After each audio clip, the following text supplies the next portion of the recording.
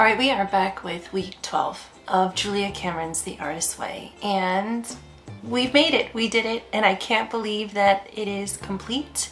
This is something that I didn't know if I would be able to persist through, and if you have been here for the entirety of this journey, thank you for joining me and for spending your time with me. Hi, if you're new here, I am Alexis. I'm a full-time artist in Brooklyn, New York, and on this channel, I typically share my art and inspiration and life in the city. But in this series, I have been working my way through Julia Cameron's The Artist's Way, week by week, sharing very honest thoughts and reflections. And if that sounds like something that you're into, I invite you to stick around. If you have not yet seen weeks 1 through 11, I encourage you to go back and watch those. Week 12 was all about recovering a sense of faith, and to be honest, as someone who has had less than desirable experiences within a faith community, I was not super excited about this title. However, I know to stay very open, and it is after all the last week, so I went ahead and I just trusted the process and I dove in.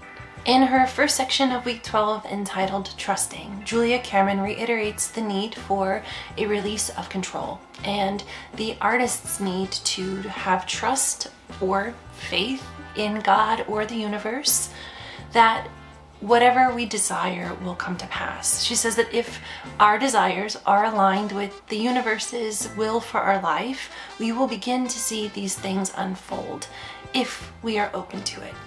But she warns us that oftentimes, as this path or our desires are revealed, we begin to resist. I really appreciated her conversation in this section about being true to yourself and learning to trust yourself, and how if we can get in tune with who it is that we are in our heart's desires, then we may begin to make a plan for our path forward. She says that we know what our heart's true desires are, and we know that we know this, and perhaps it's that resistance that keeps us from acknowledging it. And yeah, if I'm being honest, I know what it is that I would like for my life. I have known all along what I would like for my life, but there was a lack of trust, and there was a lack of belief or faith that it could come to pass. And I think that through the past 11 weeks, with this practice, it has really helped me kind of get more solid in what it is that I want, and to strengthen the trust that it may actually happen if I am open to it, and if I am doing the work, and if I am in the process staying true to who it is that I am.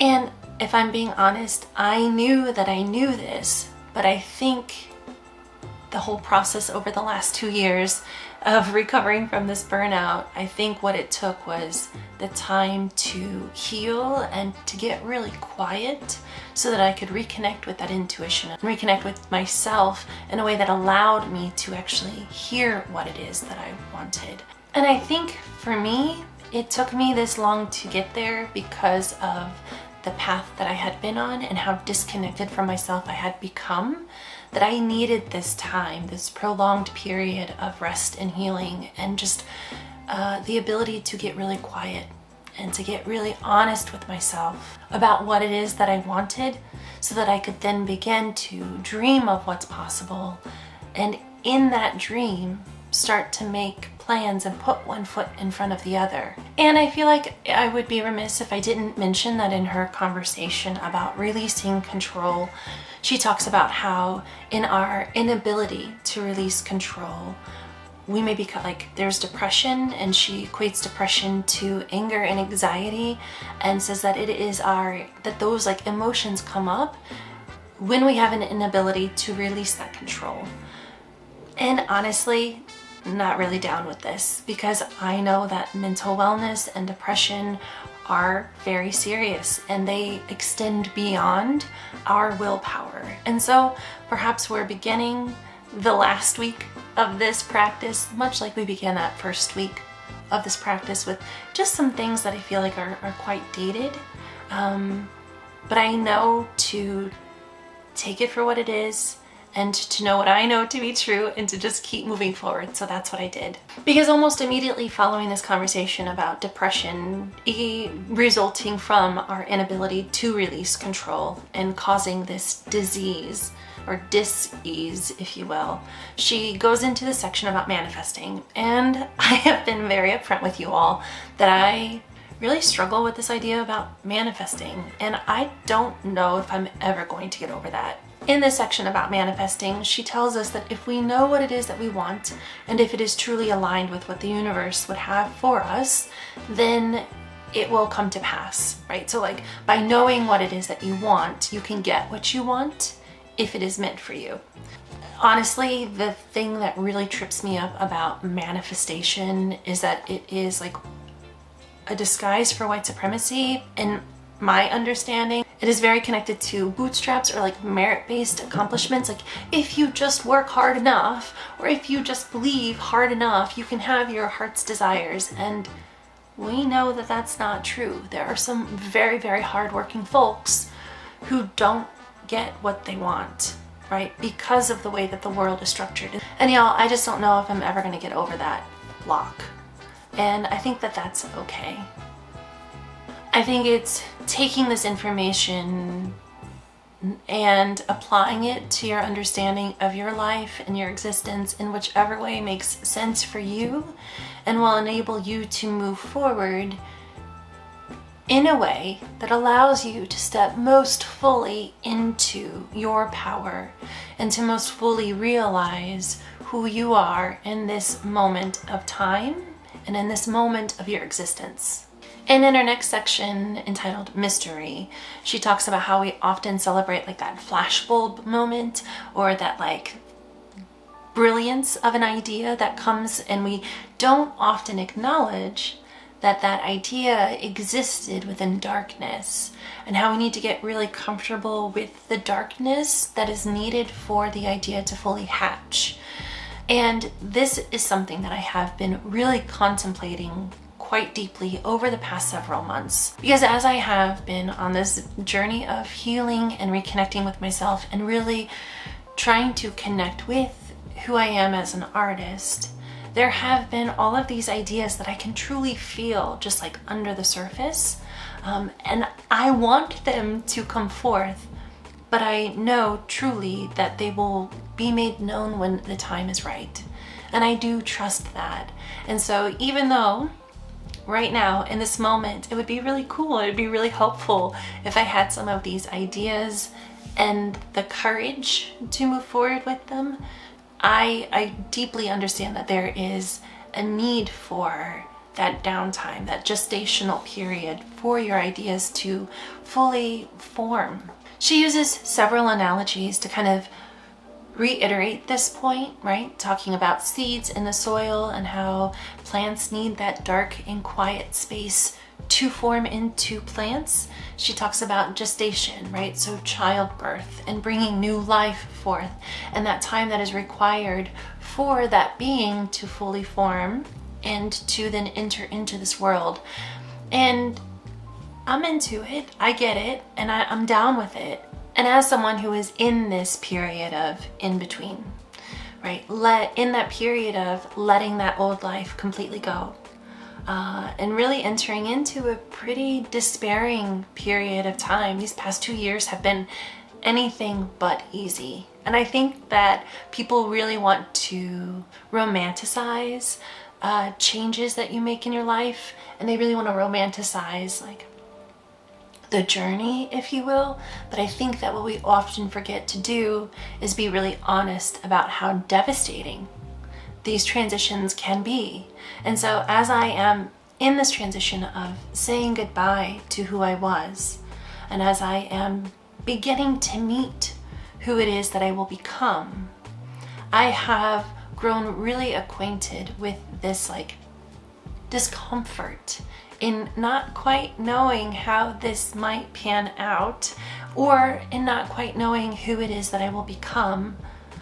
And instead of seeing it, something that I really love is that I heard that like the nervous system response to excitement and fear, it's the same. So our brains react the same to both of those emotions. And so I've been really trying to switch that fear, because I can imagine 1,000 terrible things that could come to pass that will never come to pass. And so I actually saw a creator on TikTok.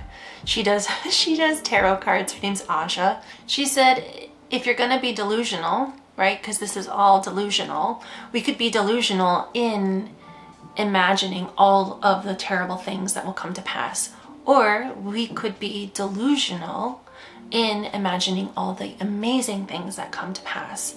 It's the same practice, it's the same muscle like exercise. So why not flip it and turn it into something good? And so that has been the biggest practice for me over this period of time, and allowing myself the quiet and the stillness that is required for that new life and those new ideas and that new existence to come forward. And you can't rush it. And we love to rush things, but I think that there is something to the patience that it requires. And honestly, in that patience, learning to release control and trusting that you're going to find your way forward. And I also know that oftentimes what I have dreamed for myself or what I have envisioned for myself has paled in comparison to what has actually come to pass. So I am choosing in this moment to conserve my energy and to hold on to the possibility. And honestly, I went to dinner last night with a friend and I met somebody new who was truly wonderful.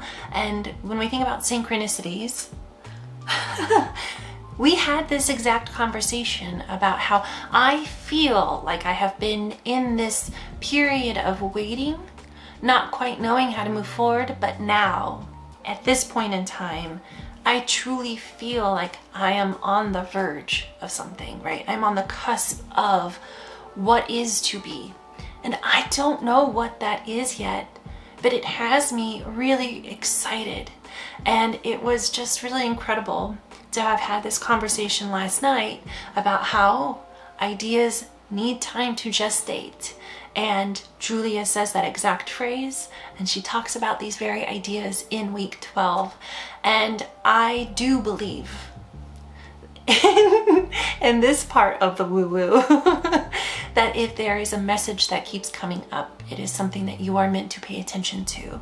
And so I am taking heart in that this is where I am and this is where I am headed, and I just need to continue to grow my patience while it is growing into what it can be. And I really love that in this section, Julia Cameron says that mystery and surprise are at the heart of creativity. Because it's true.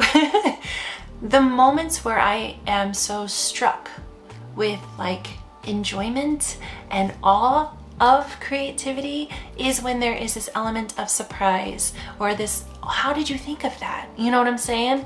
And so I really, really love that line. And she says that what creativity is not is productivity. And whew, I don't need to go into that. I've already talked to y'all about that quite often. But she says that we often try to force creativity to be productivity. And she says that creativity is productivity. However, we can't force it, right? So we are being productive as we are being creative. But the thing is, we can't force those ideas that are not yet ready to come forth. And so we have to really lean into that release of control and really celebrate that element of mystery and surprise as we engage with our creativity. And in her section entitled Imagination at Play, Julia really brings home the idea that we need to expand our definition of creativity and we really need to find hobbies. She says that as we engage with these perhaps low pressure activities, it's in those moments that we find a greater connection to source, and that it's in those moments and in that connection, that release of the ego and that full existence within just the process of creating, right? She says we're meant to create, and I believe that as well. I agree with that. That as we are in that habit or in that exercise of just creating and doing something that is low stakes, that's when the breakthroughs can come in. And that's when we will have that flash of inspiration and we will find our way to move forward with our creative practice. And you know, in one of my latest vlogs titled Permission to Play, I talk about this very idea where I had just pulled out all of my art supplies and I gave myself permission to just kind of figure it out, but like figure out what I wanted to do with it in that moment with no expectations. And I had released ego, I had released productivity, I had released like the need to have something done. And I was well prepared to just have some fun and either just put it in a drawer or toss it, you know, because it could have just ended up as a whole mud puddle, if you will.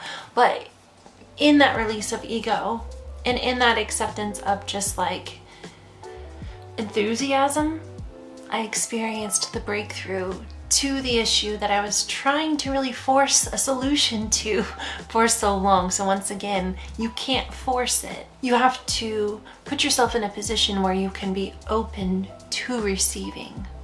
And in that openness to receiving, then we know what it is that we are meant to put down.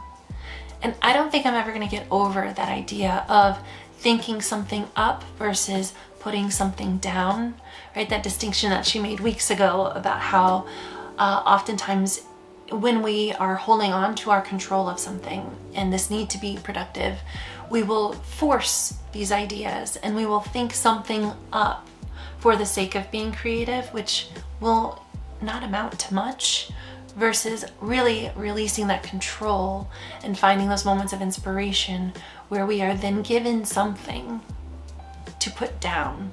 And that putting down is where the significance and where the brilliance, that magic exists. She says we have to get serious about taking ourselves lightly, and I really love this. And true to Julia Cameron, she also in week 12 really drives home the need for those morning pages. And she says it's in those morning pages that we get to know ourselves and we get to know who it is that we are and what it is that we want in life. And it's in those morning pages that we are revealed to ourselves. And so regardless of what's happening in your life, do those morning pages.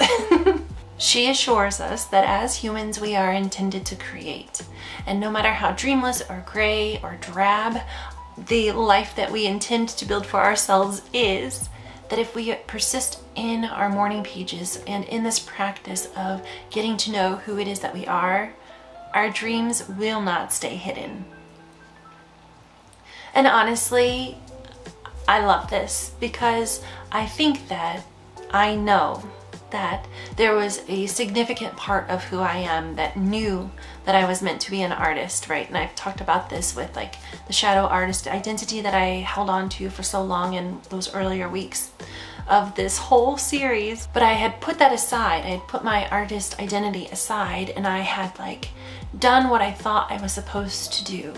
And in doing what it is that I thought I was supposed to do, yes, there were moments of immense satisfaction and joy and all of the good things. However, all of that was kind of existed under this understanding that that's not what I was supposed to be doing with my life.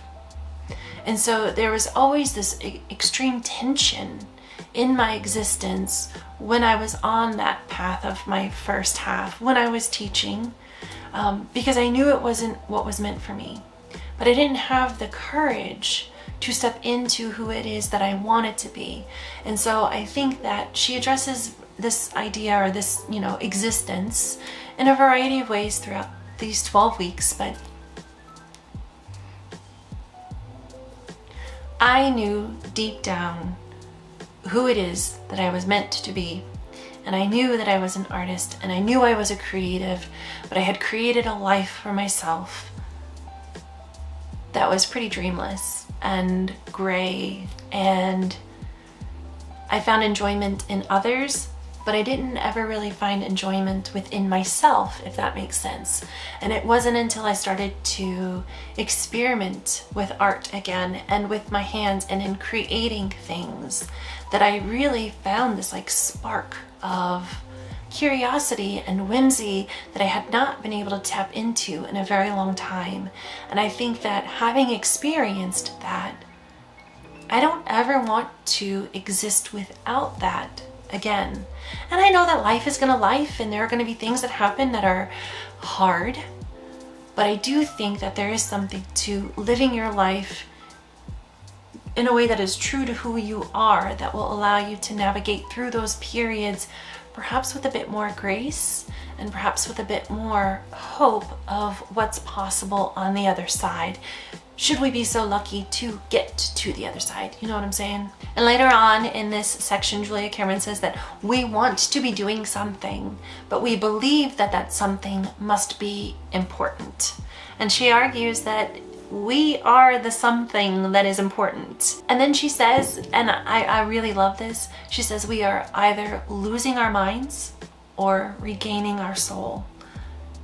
And I feel like, oh, and I almost just got a little emotional, and I think that that's okay. I feel like for a very long time,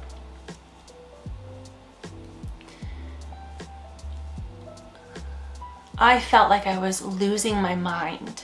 And I do feel like I have regained my soul. And I have told many people that I trust and love that through this whole process, not just the Artist's Way, but through the past 2 years as I have stepped out of that first half, that I knew from jump wasn't meant for me. And as I have stepped into this second half where I am truly trying to build something that honors who it is that I am, I feel so much more deeply connected to who it is that I am and what it is that I strive for, what my values are, what I will accept and not accept, where I find joy, where I find peace, all of these things that make a life well lived. I have only been able to reclaim them when I began to break the rules of others, and I made a decision to no longer lose my mind, but to regain my soul. And I will be forever grateful that I have a partner who has given me the space to figure this out and to really do some deep work and healing, so that this second half of my life may be far grander than I could have ever hoped for. And in her last section in week 12, entitled Escape Velocity, she talks about how we will be tested. And she says that when we are on the cusp of something truly great, when we are at the precipice of becoming more fully who it is that we are intended to be, and I'm putting words into her mouth, this is how I understand it, we will encounter a significant test that will test our commitment to ourselves and the path that we know we are meant for.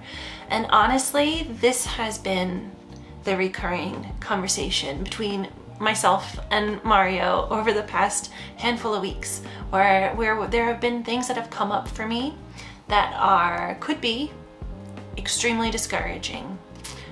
But because of my experience, what I keep saying is, I feel like I am on the edge of something. Something really good is going to happen. I don't know why I'm so emotional in this video. I'm so sorry.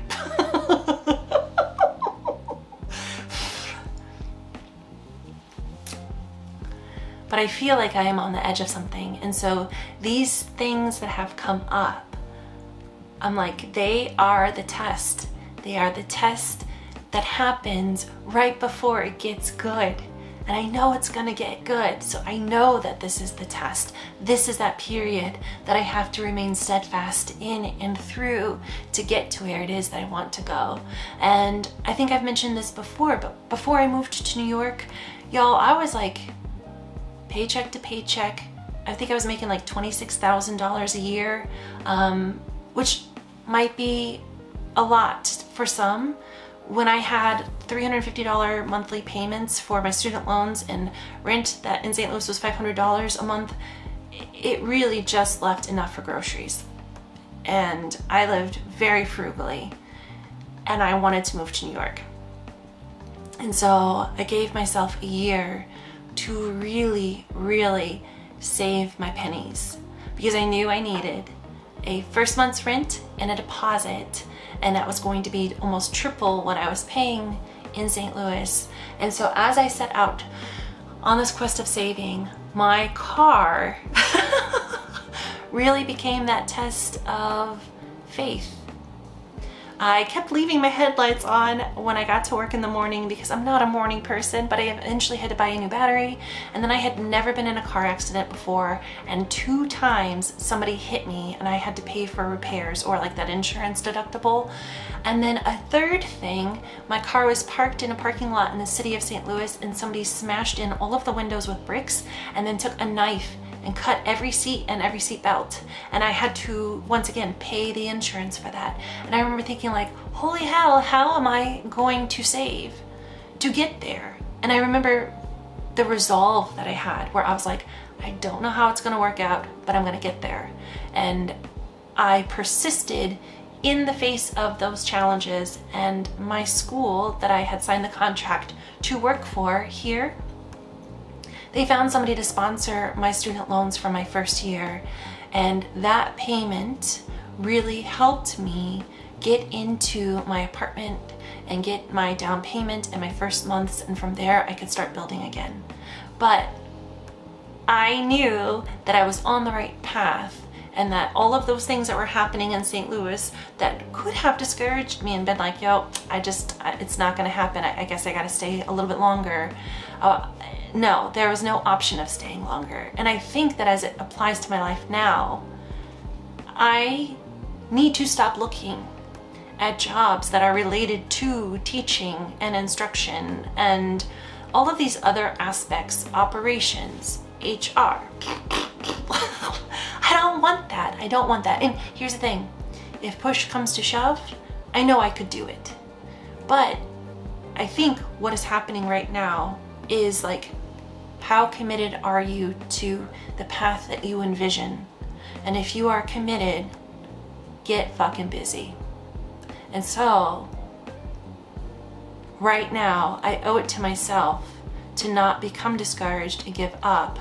I owe it to myself to persist, so that in 5 years I can look back and think and see all that has come to pass, and hopefully it's something really worth celebrating. And I really love that title, Escape Velocity, because I do think that there's all of this energy and intention that is required and that builds before you really escape, right? And you escape that past existence and you are propelled into the new existence. And Julia closes week 12 by saying that escape velocity requires a steely sword of intention and a shield of self-determination.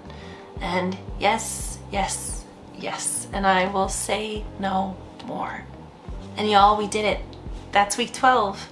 And I have more to say in a different, I'm gonna do one more follow-up, bigger reflection, if you will. But I just want to thank you for joining me over the past 12 weeks and for holding me accountable to finish this practice, because I know with any experience, you come out of it changed, and if you're open to it, and I am significantly changed because of this practice. But if you found value or enjoyment or anything positive in this video, I would truly appreciate it if you gave a thumbs up. That helps YouTube know that there's value, and it's more likely to share me with more people like you. And if you would like to follow along, I know that the series is over, but I will be continuing to share my thoughts and reflections on life beyond the artist's way as I get busy doing the thing, right? So I will have artist vlogs here set in New York City, all about art and inspiration and all of the things. So if you would want to subscribe, I would be truly honored. And lastly, whatever time of day you've watched this, I hope it has been a kind one. Until next time.